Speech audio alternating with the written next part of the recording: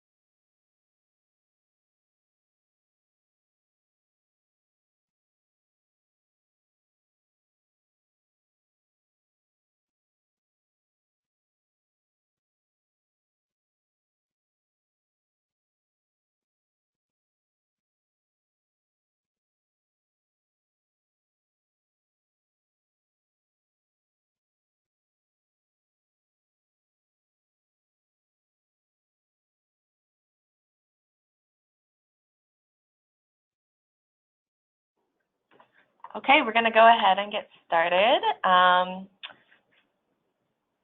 Welcome to today's webinar, Systems Work Better Together, Strategies for Workforce and Homeless Service Systems Collaboration. My name is Carrie Felton, and I'm an intern with the Heartland Alliance National Initiatives on Poverty and Economic Opportunity.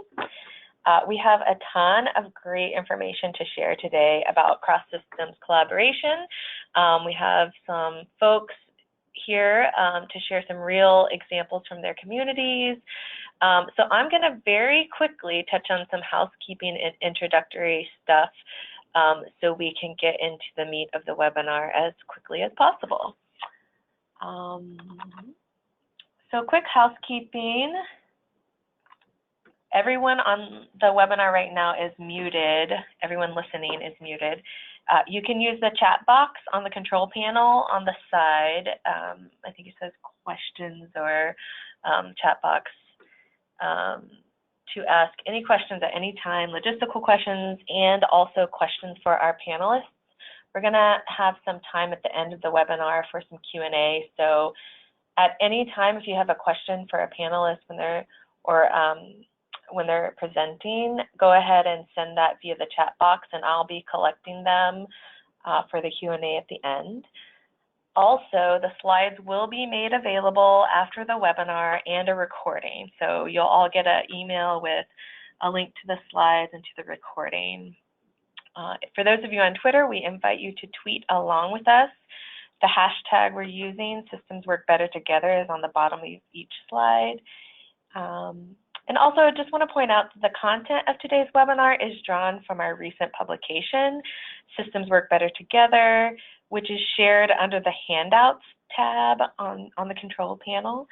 You can find more details and explanations of topics we cover today in that publication.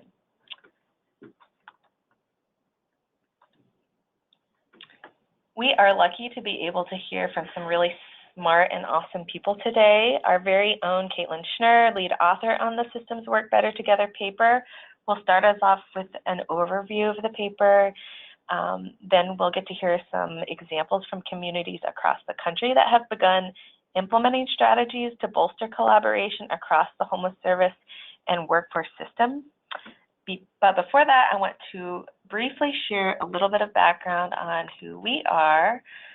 If you aren't already familiar with us, Heartland Alliance is a nearly 130-year-old human rights and social service organization in Chicago, or headquartered in Chicago.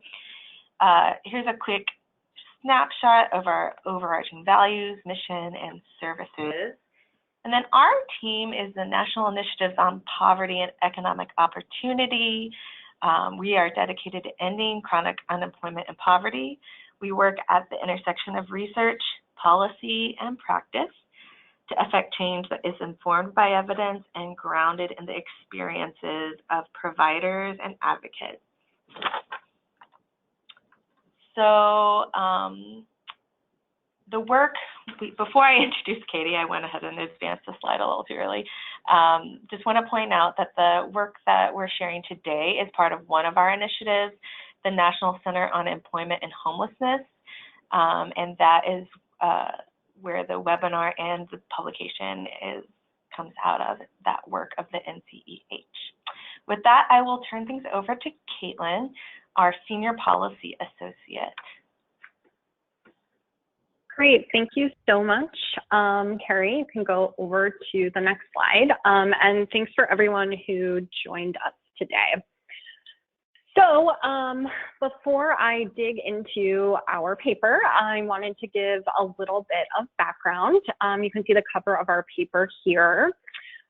Systems work better together, strengthening public workforce and homeless service systems collaboration. I also apologize that there seems to be a construction site down the street from me today, so you might hear that while I'm speaking as well. So a little bit of background about our paper. To arrive at the recommendations that we highlighted in this paper, my team and I led in-depth interviews with over 24 workforce and homeless service system stakeholders from across the country. And all of those folks are highlighted at the beginning of our paper, and may be people that you could be in touch with if you are interested in learning more about this work. We also drew our lessons learned from our Connections project, which has been a 3-year project in which my team has provided pass-through funding and technical assistance to 5 communities that are working to enhance workforce and homeless service systems collaboration. So taking what we learned from these interviews and our Connections project sites, we identified common challenges to systems collaboration that occur within communities, as well as highlighted recommendations for improving collaboration. We really wanted our recommendations to be practical and actionable, so they're grounded within existing policy frameworks and targeted to local actors, both on the homeless service side of the equation, as well as within the public workforce system. And on today's webinar, the additional speakers that you'll hear from are all representatives from our Connections project sites and our partners in that work, who will be kind of providing tangible examples that are also highlighted within the paper. Next slide, please. So before I dig into the content of the paper, I do just want to highlight why public workforce and homeless service systems collaboration is important, which is really the driving force behind this paper and much of the work of the national initiative that Carrie mentioned, our National Center on Employment and Homelessness. And I think this quotation sums it up pretty well. On the workforce side, it's terrifying when someone's housing is unstable. How are they going to maintain their job search or keep their job? At the same time, for homeless service providers to really end homelessness, they need to help people meet their economic as well as housing goals. So really, on the whole, we know that housing stability and success in employment are linked. And by working together, these systems can advance their interdependent goals, as well as the goals of the folks that they serve. Next slide, please. So Carrie is going to guide us through a quick poll just so we can get a sense of the systems that you all are coming from today. All right, great. So we'd love to get a sense of what your background is. So if you wouldn't mind taking just a minute, a few seconds to share primarily where you're coming from. That'll help us as we present the rest of the presentation today.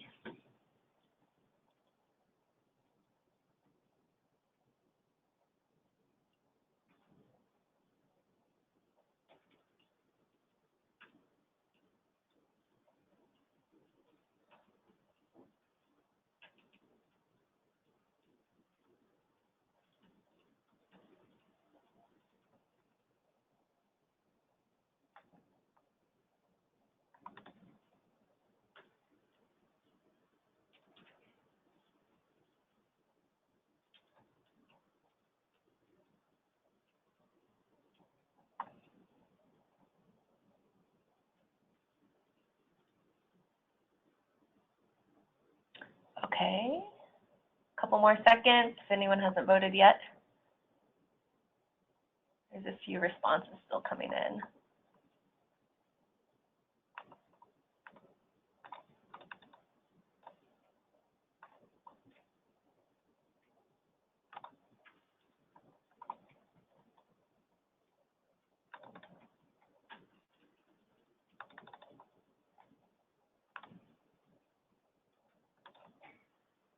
Okay, I'm going to go ahead and close the poll and share the results. So it looks like most of our folks are joining us from within the housing and homeless service system, but a good number of workforce people and quite a few folks that work with both, and some folks who are here to learn more. So that's great. So moving on, I think Katie's going to share a little bit more about the different systems. Great, thanks so much. So yeah, since we were anticipating, next slide, please.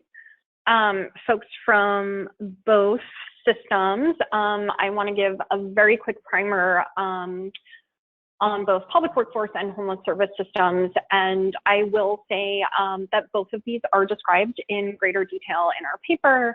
And our paper also links out to additional resources. So there are plenty of ways to continue learning about some of the more nuances of these systems. So next slide, please. I am going to start on the public workforce side. And really within the context of this paper, we are talking about the public workforce system as authorized under the Workforce Innovation and Opportunity Act of 2014, also known as WIOA, or WIOA. So WIOA replaced the Workforce Investment Act, also known as WIA, in 2014.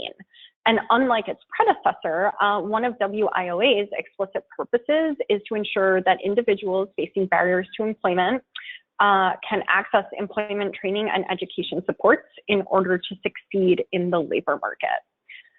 Subsequent guidance from the Department of Labor has instructed the system to prioritize and direct resources to serve low-income adults and out-of-school youth. But there is no requirement specifically to prioritize people experiencing homelessness for intensive career services under WIOA. Next slide, please. Great. To touch a bit on public workforce system governance under WIOA, the system is governed and administered by state and local workforce development boards, also known as WDBs. So WIOA requires states to create a single plan that describes the state's overall workforce development strategy. And then these local workforce development boards create regional plans that have to align with the state's strategy. Local WIOA plans need to describe how the local workforce development board will expand access to employment, training, education, and supportive services for job seekers who face barriers to employment. American Job Centers implement the services of the system. They are also known as one-stops. And so these one-stops or American Job Centers provide access to WIOA services, and they can also implement or provide access to workforce programs that are funded under different federal funding streams, for example, the TANF or welfare program.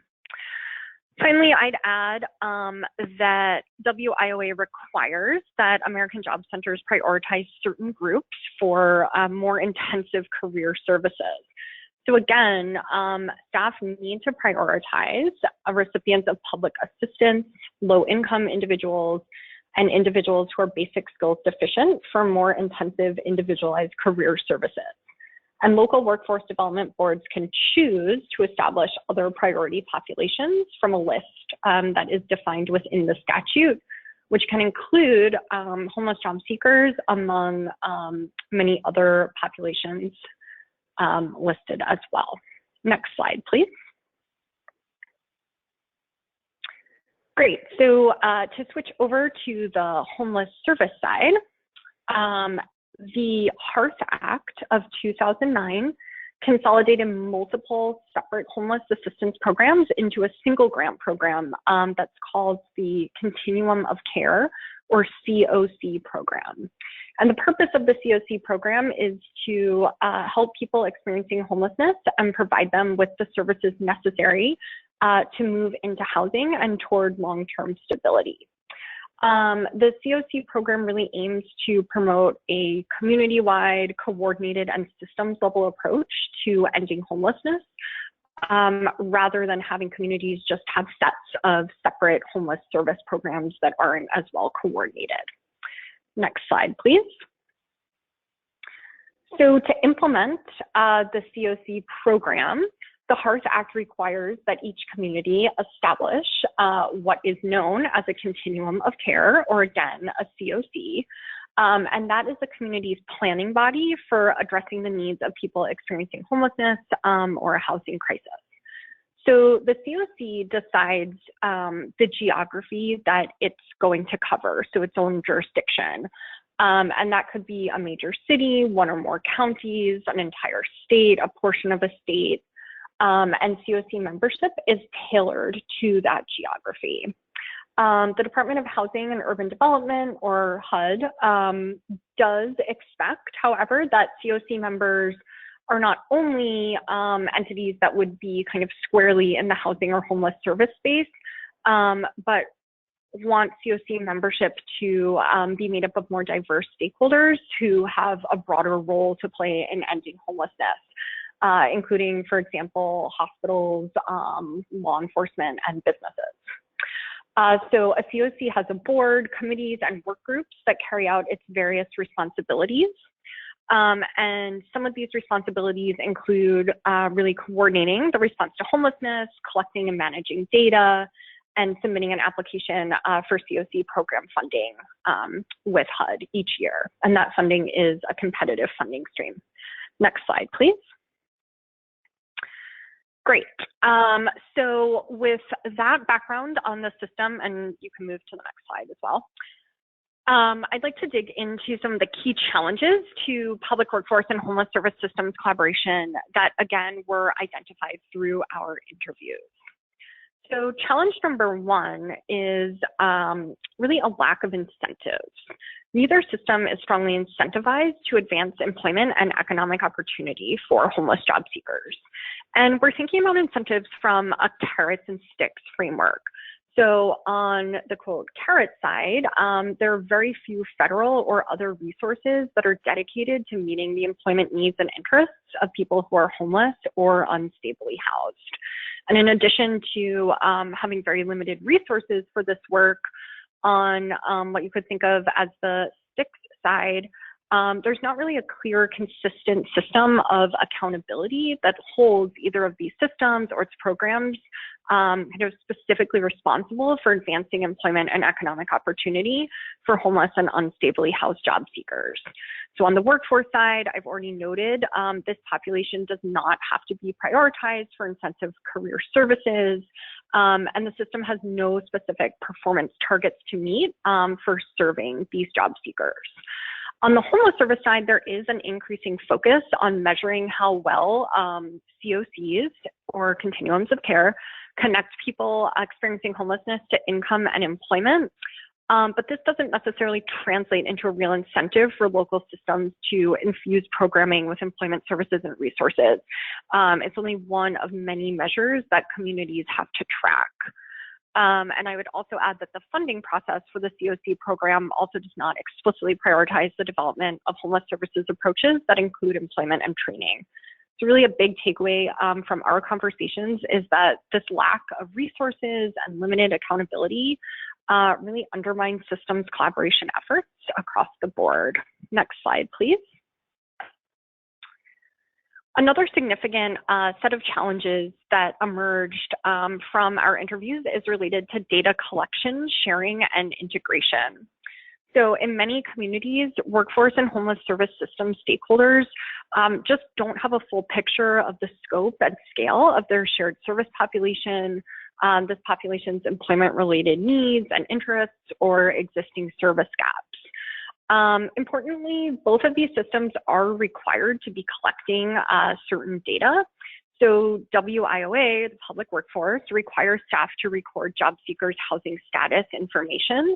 And COCs do have to collect employment and income growth information for people being served within COC-funded housing interventions. That said, we know that both of these systems have faced challenges collecting and reporting out these data. And also, even when data are collected, there are challenges related to sharing and integrating data, such as privacy concerns, or just the fact that it can be costly and time-consuming to build systems that can easily interface with each other. So on the whole, these data-related challenges can make it really hard for stakeholders to, one, even make the case for collaborative action, or also to support cross-system processes and decision-making. Next slide, please.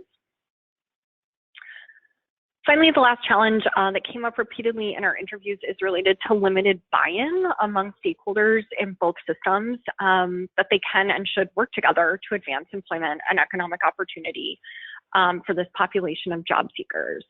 So our interviews revealed that folks from both systems might question one, whether people experiencing homelessness need to, want to, and can work, and also question whether or not it's really their system's job or if their system plays a key role in helping to make that happen.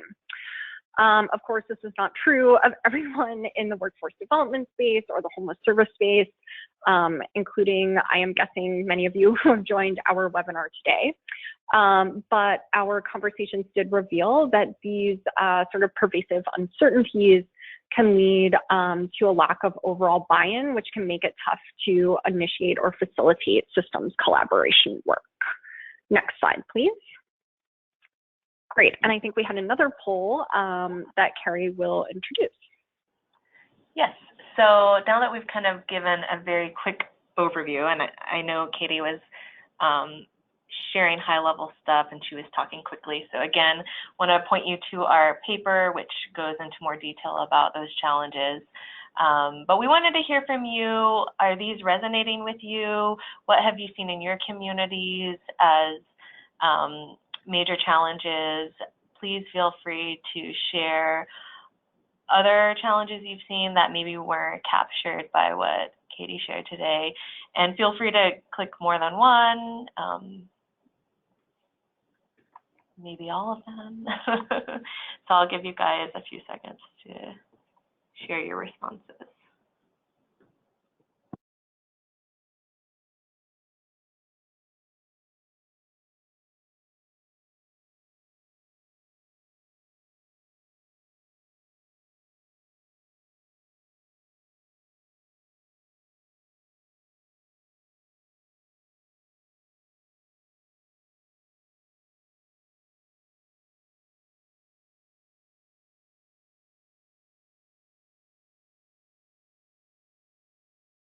All right, I can see that actually folks might not be able to select more than one. So I suppose if that is the case, then maybe what emerges as the most significant challenge that you've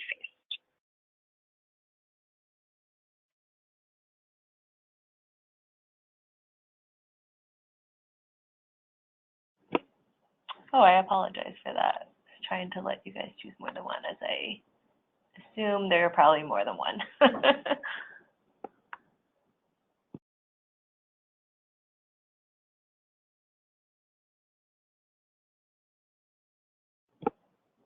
Okay, I'll give y'all a couple more seconds. Any last minute thoughts? Feel free to send us more information in the questions box.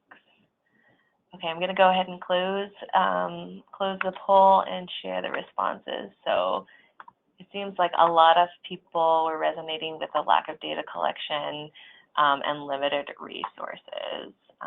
Oh, and then also limited buy-in across different stakeholders. So that's helpful.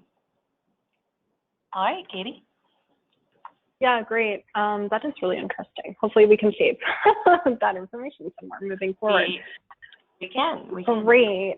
So next slide, please.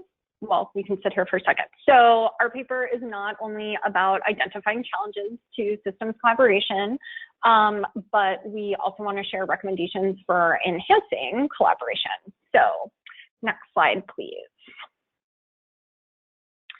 Big picture recommendation that we came away with is that the workforce and homeless service systems can kind of bake or incorporate collaborative processes into their work by sharing governance.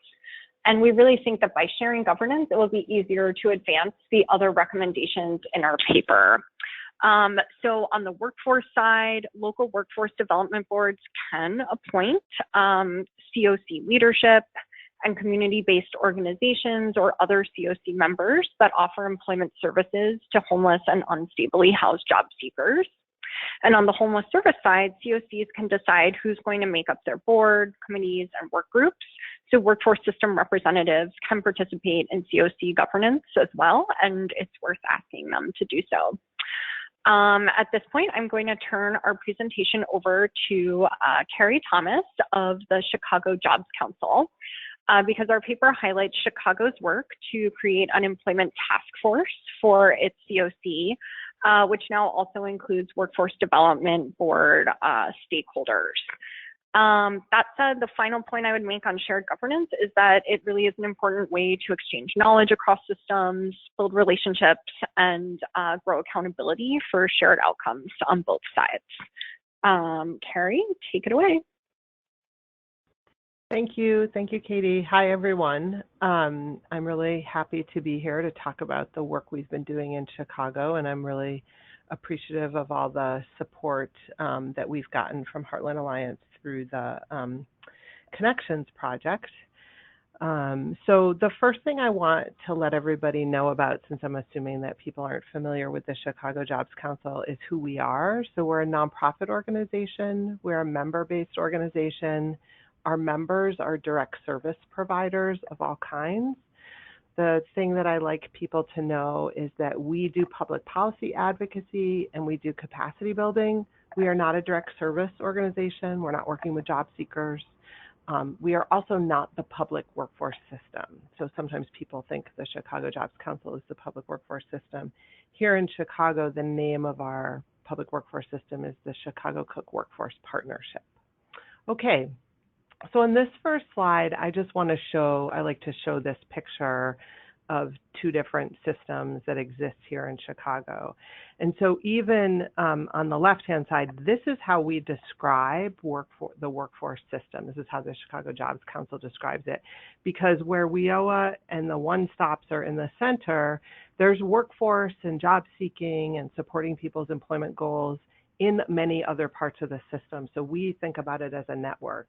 And then you'll see on the other side, this is our COC's action agenda vision for ending homelessness and the way that that happens. And so, as I'm sure is true in many other communities, these are very disconnected systems. So there have been limited nods to working together. So, for example, our city uses some of its community development block grant for workforce services. So in some ways, that's a kind of housing community development funding stream that's used for workforce. Certainly, as Katie pointed out, WIOA calls out people experiencing homelessness as people who should be prioritized. And sure, they are on the list of priorities in our WIOA system, but that is a very long list. There are very many characteristics that people could have that would make them a priority for services. And in a large city like Chicago, there are no shortage of unemployed and chronically unemployed people who have many different barriers.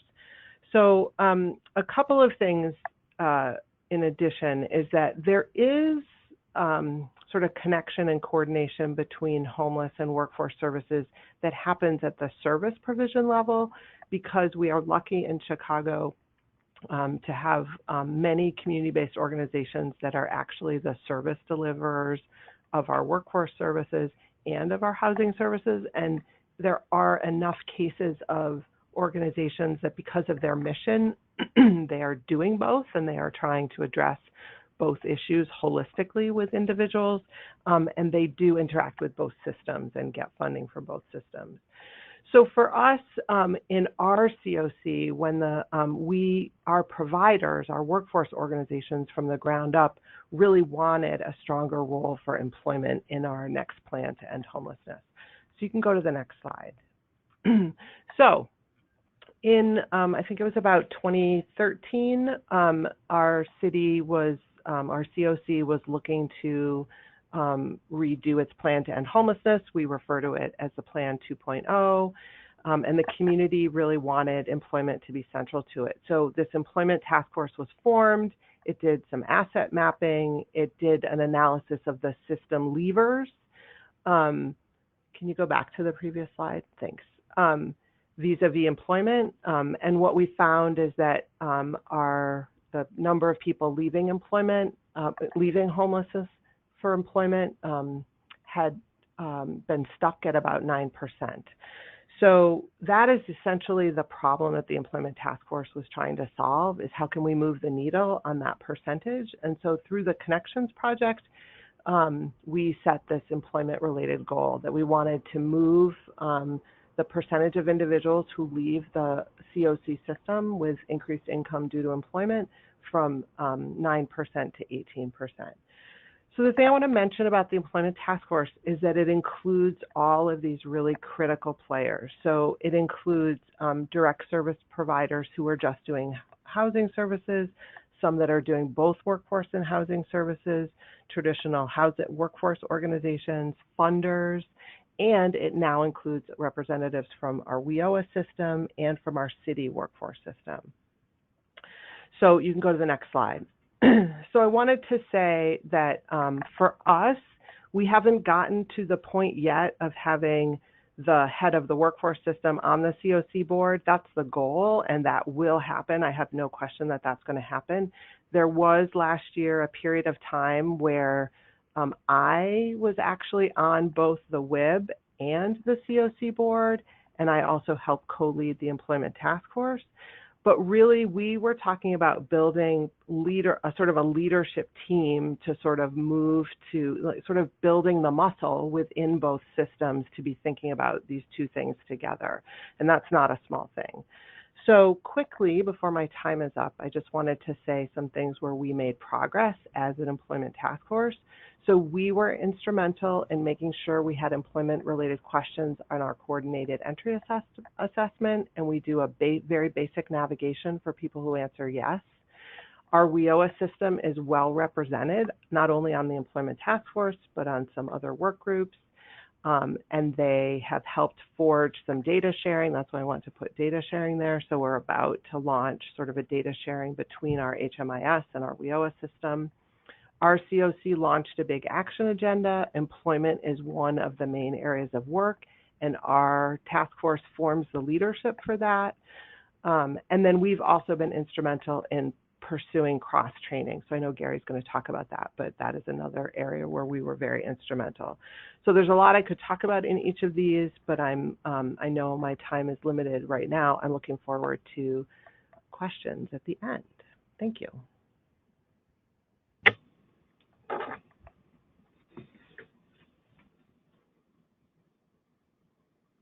Great, thanks so much. So to continue with our recommendations, a second important way to enhance system collaboration is really through tackling this incentives issue. And that, again, is by dedicating resources and increasing accountability within these systems. I do want to acknowledge that the federal level action can and should play a role in resolving these issues, for example, through dedicated funding streams. But again, the focus of this paper are really targeted towards local actors. So we've identified some ways that local actors can bring greater resources and accountability to this work. So I'm going to start on the homeless service side. So through HUD's annual COC program funding process, or the COC program funding process can be a vehicle for ensuring that more homeless service providers consider their participants' employment interests and needs and receive funding for doing so. So each year, HUD puts out an annual notice of funding availability for the COC program. And we know that that notice signals federal funding preferences and priorities. That said, because COC leadership does have a high degree of discretion, COCs can choose to prioritize local projects for funding that include an employment component or that have demonstrated partnerships with workforce, education, or training services. So those are some decisions that can be made on the local level and then kind of funneled back up to HUD for consideration. We'd also add that we think this is especially important now, given HUD's increased focus on funding rapid rehousing interventions, which for those of you more on the workforce side is a housing intervention that is time limited and expects recipients to pay market rate rent at the end of their subsidy. So employment really will be a core part of that work. On the workforce side, governors have discretionary workforce dollars that can go towards developing employment programs and strategies that could be specifically for people experiencing homelessness or people facing significant barriers to employment overall. Again, local workforce development leaders can also choose to prioritize homeless and unstably housed job seekers for intensive employment services. Although again, this, and as Carrie noted, is one of many groups that can be selected for prioritization. Local workforce development board leaders can also incentivize the system to serve this population by taking steps to make sure that WIOA outcome measures are realistic and reflect this population's barriers to employment. And having COC folks on the local workforce development board or playing other advocacy roles can very likely help with making those things happen.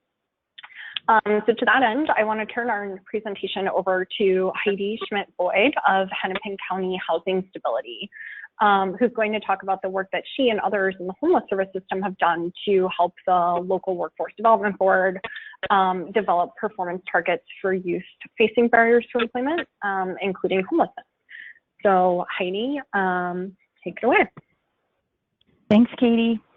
I am as Katie mentioned, I'm part of the housing stability team at Hennepin County, which includes our COC. I have a unique role that is intended to help bridge between the workforce and homeless systems. And I want to acknowledge my colleagues from the City of Minneapolis Workforce Development Board who helped to prepare this presentation. In the next 5 minutes, I'm going to cover the overarching challenge we addressed as a community, the increased accountability that was required, and the results we achieved. And I hope that a key message you come away with is that successful system collaboration is really reliant upon, first of all, a commitment to a common goal, and secondly, truly focusing on meeting the needs of people experiencing housing instability. I'll be using an example of our participation in the 100-Day Challenge for Youth to highlight some of our key collaboration points. So next slide, please. So our overarching challenge was the 100-Day Challenge for Youth. Our community participated in the fall of 2017 challenge sponsored by Way Home America. Our goal was to house 150 youth and connect 75% of those youth to employment. We were the only community to include employment goals in our challenge. The City of Minneapolis, which is within Hennepin County, the City of Minneapolis Workforce Development Board and their 6 WIOA young adult contracted providers were a key partner with our COC in this challenge. They participated as members of our challenge team and were absolutely essential in us reaching our goals. What I think we had going for us was that prior to the challenge, we had made inroads into collaborating between the workforce and homeless systems. This allowed us to have the relationships we needed to come together quickly around the challenge. Another thing we had going for us was the COC really acknowledged that they needed the expertise of the workforce system to be successful. And lastly, our workforce providers had a lot of experience in serving youth with housing instability and knew that serving them would require additional support and time in order to get youth prepared to even enroll in WIOA services. Next slide, please. Prior to the start of the 100-day challenge, about a third of the city of Minneapolis youth participants self-attested to homelessness, which was the highest rate of homeless youth served by any workforce development board in Minnesota. To further the important work of serving this community, the city of Minneapolis prioritized homeless youth enrollments in WIOA for the 100-day challenge without negotiating lower performance rates with the state of Minnesota. They took on the risk because they had a shared value of serving this population and were aware of the need. And through the performance measurement setting process in past years, the City Workforce Development Board had acknowledged the increase in homeless youth they were seeing and addressed this need through their performance negotiations with the state. This is really key for me as it reflects a best practice of, first of all, acknowledging the intent of an opportunity within WIOA funding to serve those with barriers to employment. And secondly, really focusing on the needs of those they were seeing coming to their programs for assistance and using the needs they were seeing to set their WIOA performance measures. So I think a key message here is that homeless system representatives, as Katie mentioned earlier, they should really work and initiate conversations with their local workforce boards to partner so that when the time comes for WIOA performance measures to be negotiated, there's a shared commitment to serving people with housing instability and a shared awareness of the challenges and opportunities this commitment might bring. Next slide, please. The results of the challenge were that our community blew away our goals by housing 236 youth and connecting 135 to employment. The city of Minneapolis WIOA performance was not adversely impacted by increasing services to homeless youth.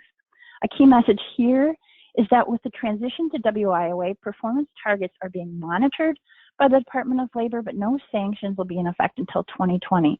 This is an opportunity to readjust your WIOA performance targets and realign to the reality of who you should be serving under WIOA.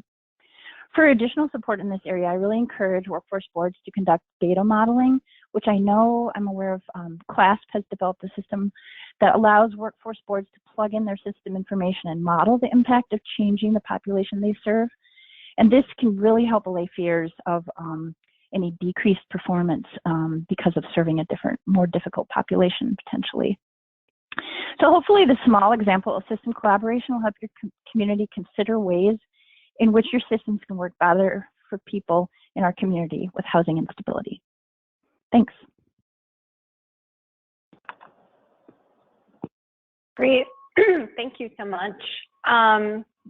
Moving on, and perhaps not surprisingly, given our highlighted challenges, a takeaway from our interviews is that having the workforce and homeless service system collect, share, and integrate housing, employment, and income data of the people they serve is a really important part of systems collaboration.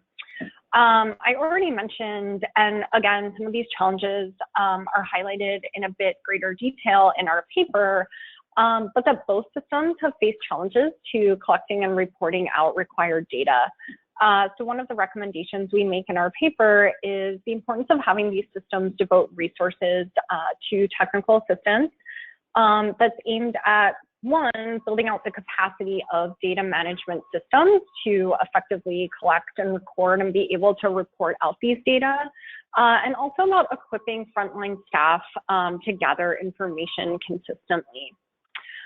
In addition, on the homeless service side in particular, our interviews revealed opportunities for communities to systematically collect more nuanced data that would get into the employment needs, interests, and current activities of homeless and unstably housed individuals. In particular, both the point and time count, which for workforce folks is an annual count of the number of people in communities experiencing homelessness, as well as coordinated entry assessments, which again, to translate to workforce side, is a centralized intake process for people who are seeking homeless services. Both these point-in-time counts and these coordinated entry assessments are opportunities to collect additional data. In a moment, I'm going to pass the presentation over to Hannah Roberts, who is in the Baltimore Mayor's Office of Human Services. And Hannah is going to talk more about the importance of data and Baltimore's work to expand data collection processes to spur systems collaboration. You also saw from Carrie's presentation that Chicago has done some of this work as well. Before I pass the webinar over to Hannah, I just want to note that while we're not diving into it in detail in this webinar, our paper also highlights Baltimore's work to share and integrate data across the homeless service and criminal justice systems. That's the example that we pull out in our paper. Because we know it's just not enough to collect these data, it's also critical to make sure that data are shared across systems and leveraged in decision making. Hannah, take it away, and of course, feel free to highlight the availability of your paper, which we are also sharing in our handout section on this webinar. Thanks, Katie. Again, I'm Hannah. I work for the Mayor's Office of Human Services in Baltimore City. I work directly with our Continuum of Care and provide support to our Continuum of Care board and many of its committees and work groups. And because I'm housed in the Mayor's office, I also work directly with a lot of our Continuum of Care staff, including our collaborative applicant and our HMIS lead agency. You can go ahead and go to the next slide. As part of our participation in the Connections Project with the Heartland Alliance, we were at a starting point of realizing that we were not getting the outcomes that we desired in connecting people to employment and income, and we made a commitment to focus on economic stability as a core component of the solution to homelessness. But in that initial stage, we realized that we didn't really know a lot about the scope of challenges for individual job seekers, and particularly homeless job seekers across our system as a whole.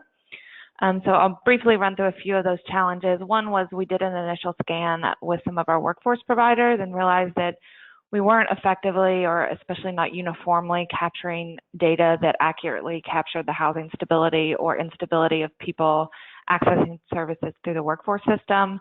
And similarly, on the homeless service side, while we're improving, we still were not capturing a real robust picture of the needs and interests of homeless job seekers. Additionally, there really wasn't the strong infrastructure that we needed in place to be able to facilitate cross-sector data sharing, and that's complicated additionally by the fact that many of the databases that individual projects and systems are using are not compatible and make it difficult to share information. And the final challenge that was kind of part of this initial scan that we did was realizing that we had very limited opportunities for individuals with lived experience of homelessness to contribute to the conversation, and particularly to be involved in leadership and decision making.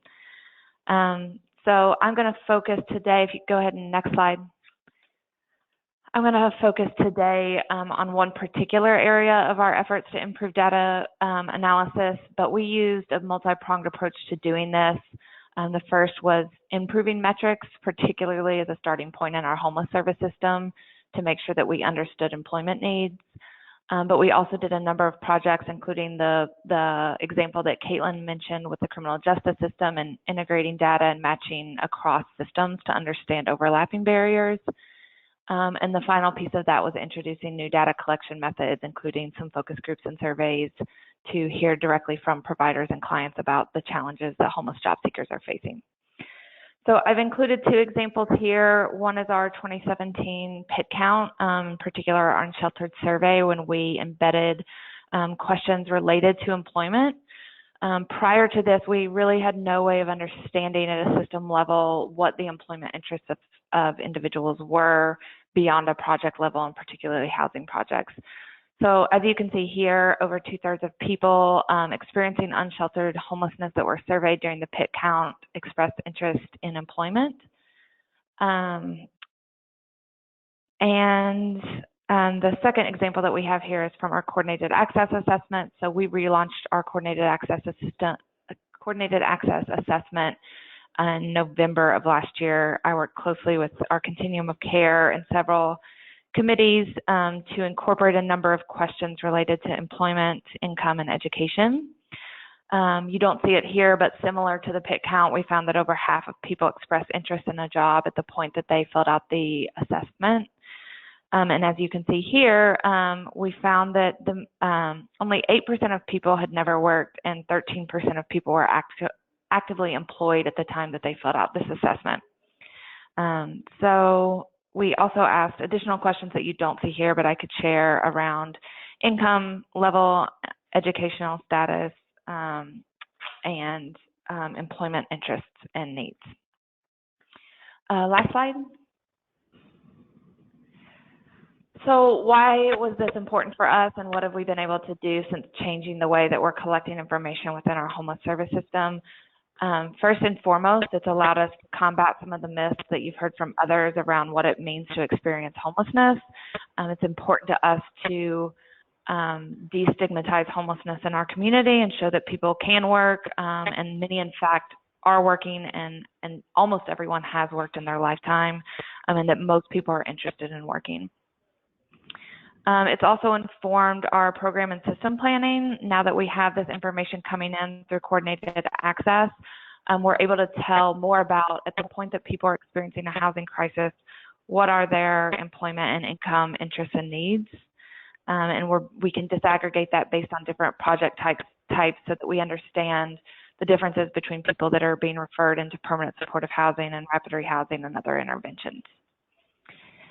Another important piece for us that we highlighted in our Journey to Jobs report was the importance of disaggregating data to analyze disparate outcomes based on race and other factors, and understand what the challenges are in our systems and the ways that it may not be fairly serving everyone, and begin to create more equitable systems.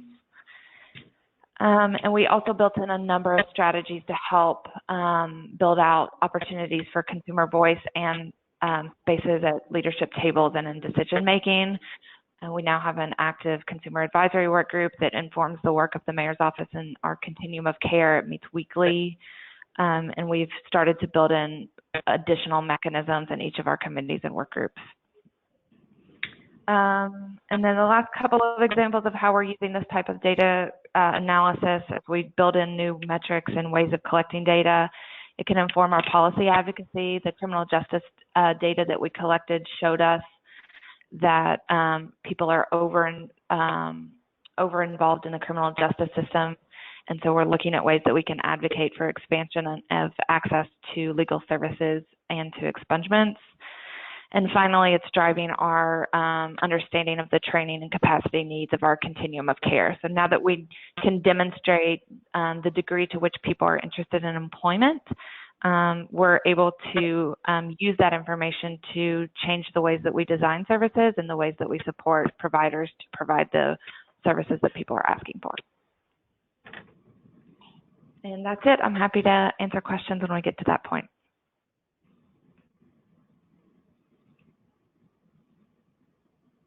Great, thanks so much, Hannah. And yeah, this is Caitlin, or Katie again from Heartland. Carrie, we can move to the next slide. But if anyone has any questions, that's what we'll transition into after this part of the webinar. So feel free to just submit questions you might have into that chat box. All right, so the last recommendation that we talk about in our paper is about engaging stakeholders in cross-training. And this recommendation is aimed at building buy-in across systems for collaborative efforts.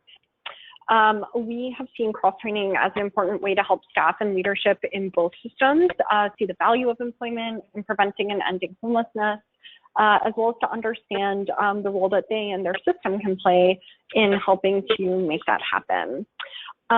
So that's a pretty brief overview, and I'm going to pass the presentation over to Gary Grier, who's with Houston's Coalition for the Homeless.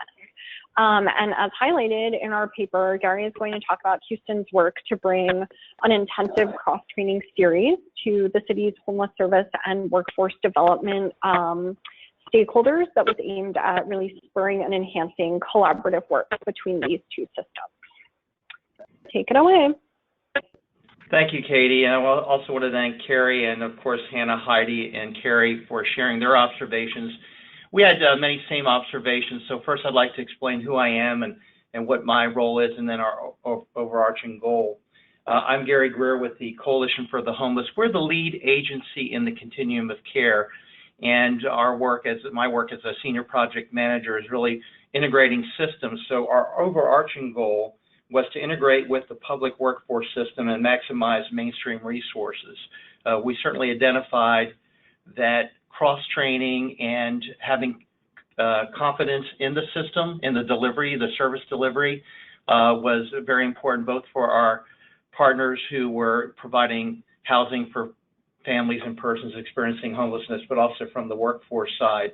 So our shift that we attempted to do, what we called our culture shift, was on lines with shift from housing ready to housing first, was from being completely job ready and housed before you can access these services to an employment first initiative, and understanding that people experiencing homelessness can be successful in job search.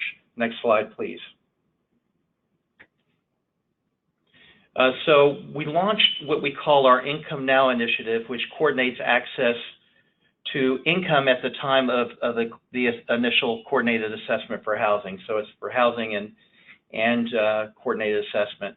And I should point out that our integration with this shared culture shift training between that included champions from the workforce board and our local career stops, which is called Workforce Solutions, and also our homeless providers and case management, particularly around rapid rehousing. The culture shift training started in 2016, and we designed 10 in-person trainings at the time to develop a better system of delivery and making sure that our clients that we're serving, the people with lived experience, were receiving the best service so that we could integrate. So what we did is we co-located a number of services in our shelter system and our housing system, and had Workforce Solution staff members trained alongside with the Continuum of Care and some traditional homeless providers who had done service only, with employment being their core competency, to work together, and we delivered training around the relationship between housing and income, different types of strategies around homeless services and income, accessing homeless services if you have criminal background, different barriers that were preventing our clients, our customers, people with lived experience, from being successful in employment. And during that time, we did a baseline survey of all of the staff. We identified 84 champions who would be taking all of the 10 trainings. These were folks who were going to be the Workforce Solution employment counselors and some key leadership with the homeless response system. But in some of the trainings, it would reach out to people who were doing the rapid rehousing case management. They worked side by side with the employment counselors from the Workforce Solutions. There was a baseline survey that looked at the participants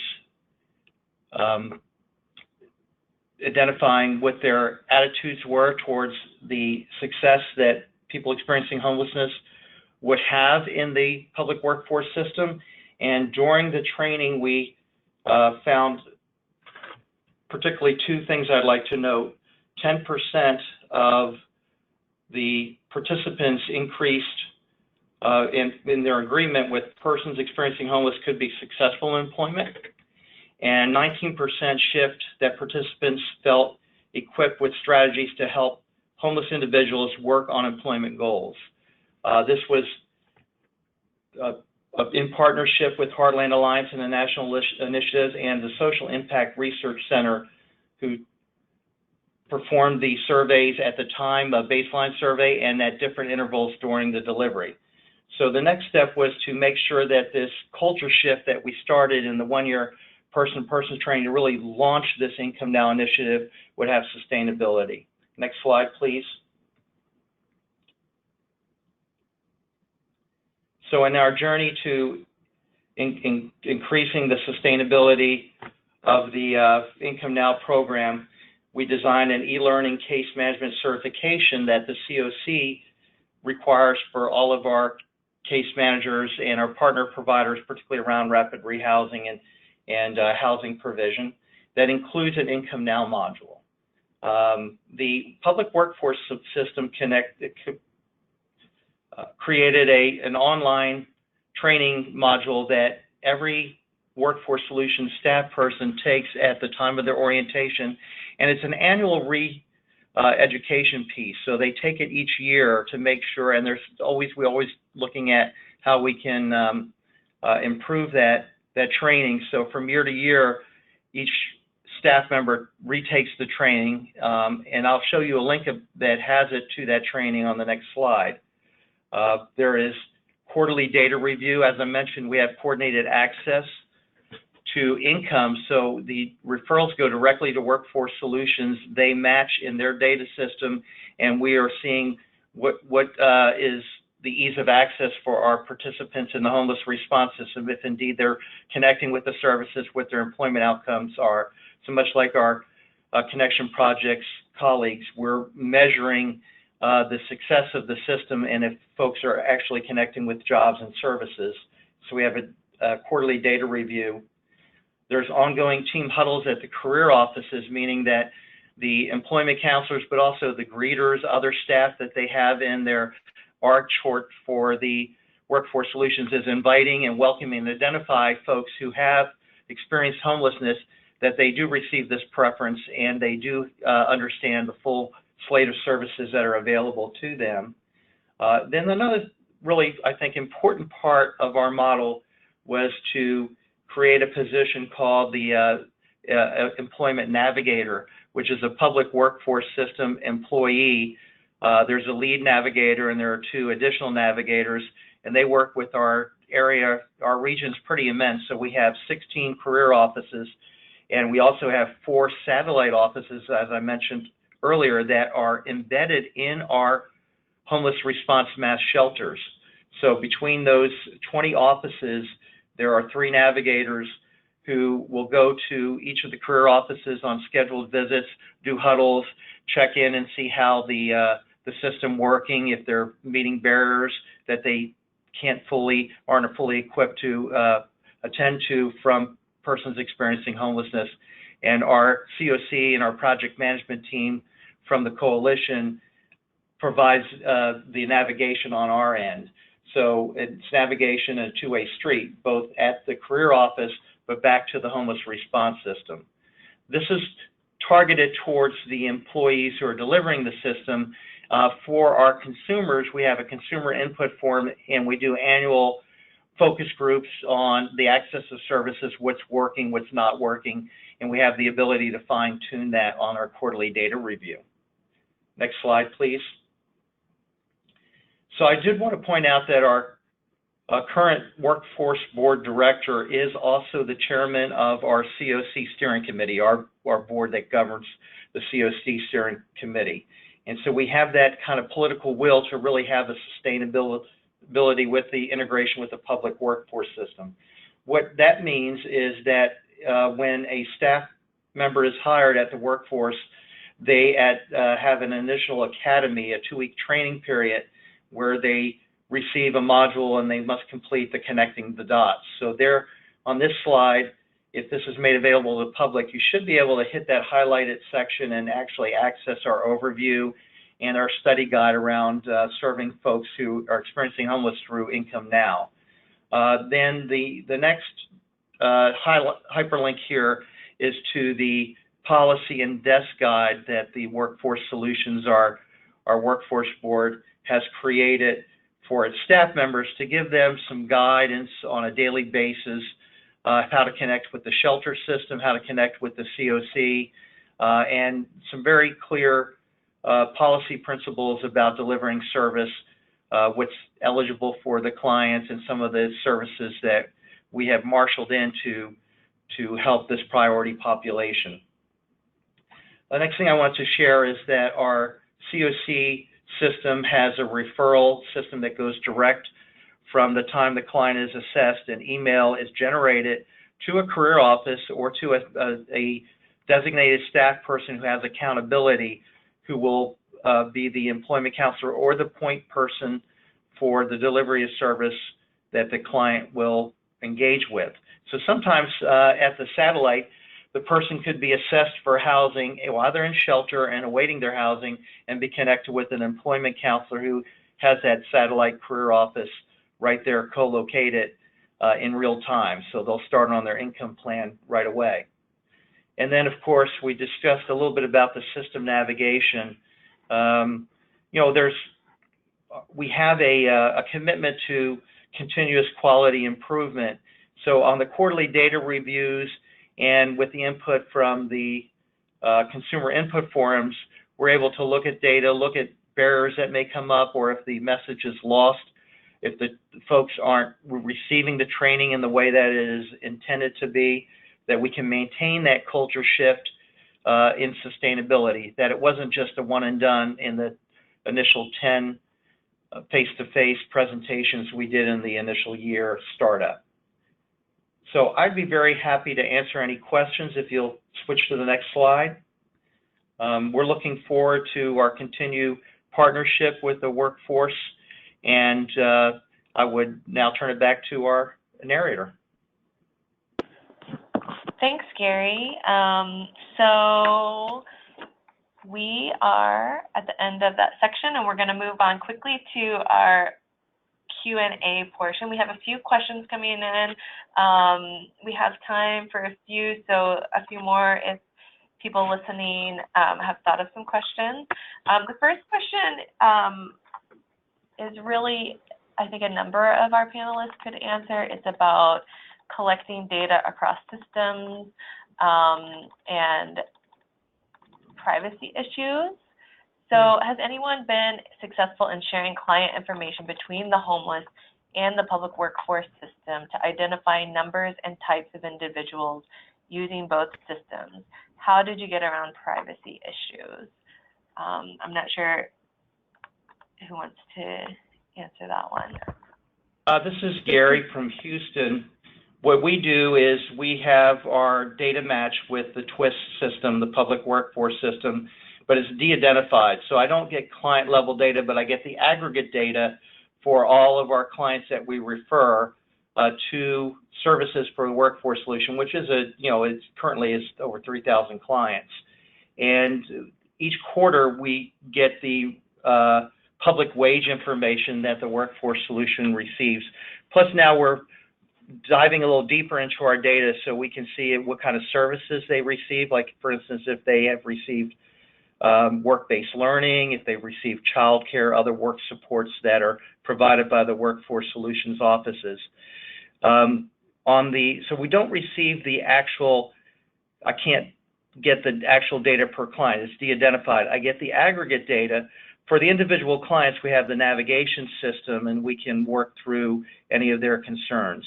If we look at the aggregate data and our HMIS outcomes, because we also track in HMIS as all the Continuum of Cares are doing, income information, if there's a disconnect, then we are, dive deep into our data quality with our Continuum of Care partners. Okay, great. This is Hannah. I could just add, I think if your community is new to doing data sharing using your HMIS data, using sharing at an aggregate level is a great way to get started, and it's kind of a low-hanging fruit if you have a lot of people that are skeptical or concerned about data sharing across systems. I would also add, in our community, we've done our Continuum of Care, and in particular our Data and Performance Committee has done an immense amount of work to set up the policies and practices necessary to facilitate data sharing across systems. And so we're looking at that not just with our WIOA providers, but also with our hospital systems right now to figure out the mechanics of that. but it required us building a lot of infrastructure within our policies and procedures, as well as our client consent forms and the actual data sharing protocols and request forms that are required to do all of that. So I'm happy to talk at length with others if they're interested offline. But I think it is possible, but it requires having a lot of infrastructure in place to make sure that you're protecting client information as you should. Mm-hmm. Those are really great points, Hannah. And I will share folks, the panelists, email addresses at the end on these slides, which you will all get a copy of and a link to the recording. So you can reach out offline. You can also always reach out to us at National Initiatives for more details of anything that we're talking about today. And so just really quickly, there was a question to Gary about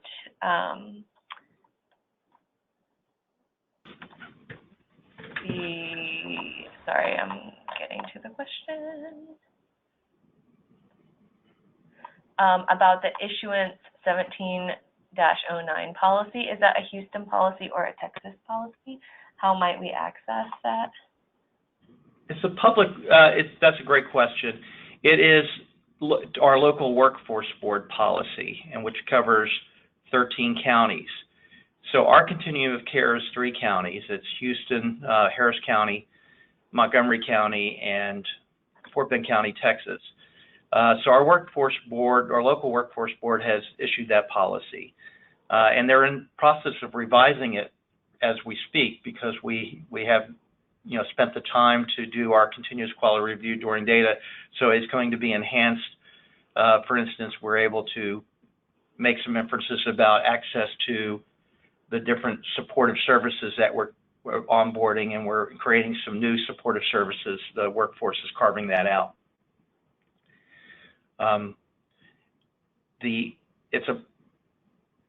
It's a model that other workforce boards are attempting to do in Texas. It's not statewide. Okay, great, thanks. Let's see, we have a few more questions, but I'll just see. Let's see, there's a question about how involved, if they have the respective federal funding oversight agencies, especially the Department of Labor for WIOA, been in promoting these cross-system collaboration efforts. I know Katie could probably speak to this. I don't know if I want to give our panelists a chance if any of you have thoughts on this, and then if not, I think Katie could weigh in. Yeah, this is Katie from Heartland Alliance. I would quickly jump in, and then I think Carrie Thomas, it would be interesting to hear from you, given that you're more on the workforce side of this equation. But our primary partner in this work has been the U.S. Interagency Council on Homelessness, or USICH, and they're a convening body that does include the Department of Labor. But in my experience, they have really been the entity that is promoting collaboration, kind of more of the systems approach and systems thinking to these issues. I'd also flag that they just released a revised federal plan to end homelessness that more deeply emphasizes the role of employment. So I would think that moving forward, there will continue to be roles for the Department of Labor and the WIOA system to play in this work. But Carrie, I'd be interested to hear if you have a different perspective. Yeah, from the workforce side, I haven't seen a lot of focus from the U.S. Department of Labor on serving people experiencing homelessness recently. I will say that our systems, both the state and the local system, are very interested in working, like trying to figure out the program models we're looking at to serve people coming through. Like, we're focused on people coming through coordinated entry now. Excuse me. I think what's happened in the workforce system most in the last couple of years, and, being in a really big city, is they're really focused on the alignment they need to do within their titles. So Title I, Title II, Title III for workforce people out there. So that's like between traditional workforce services and adult education. There's a lot of alignment that needs to happen there. So that's been the focus. But I think that experience of working on that alignment is what you build on to build alignment with another system. And there's new adjustments to the performance measures, so that helps somewhat. So that's what I say. Great, thank you. All right, well, we were coming to the end of our time. Please, if there were some questions that we didn't get time to answer, we will attempt to follow up after the webinar is over. Thank you so much, and again, thank you to our panelists.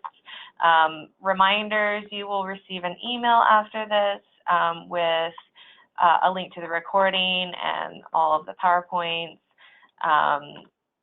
We have other free toolkits and publications available on our website related to similar topics. Our final slide has contact information for Caitlin and also for our panelists. So as I mentioned before, feel free to reach out to us at Heartland with more questions or how to get more information about how to get more information and tools to help your community move towards systems collaboration, and also feel free to reach out to our panelists. So with that, I want to thank everyone not only for joining us today, but also for all the good work you're doing in your communities. So with that, I will conclude the webinar. Thank you.